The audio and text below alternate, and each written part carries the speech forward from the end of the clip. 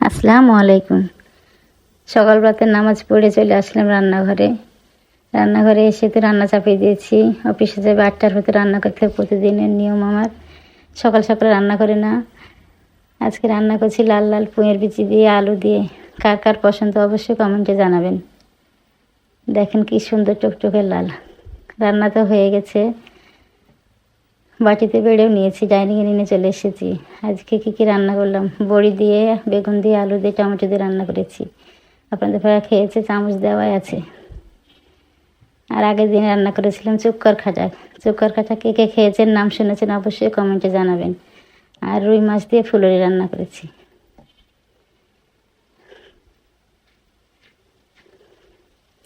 প্রেশারে তো ভাত আছে আমার। আপনাদের ভাইয়া খাওয়া হয়ে গেছে, বাটিতেও খাবার বেড়ে নিয়েছি। এবার ডাইনিংটা পরিষ্কার করে নেব। ডাইনিং পরিষ্কার করে চলে আসলাম রান্নাঘরে। রান্নাঘর পরিষ্কার করে নিয়েছি অফ ক্যামেরায়। দেখেন কি সুন্দর করে পরিষ্কার করে নিয়েছি। রান্নাবান্না শেষ। থাল বাসনগুলো মেজেও উপর দিয়ে দিয়েছি। রান্নাবান্নাতে সব কমপ্লিট। আমার সংসারের কাজ প্রায় শেষ।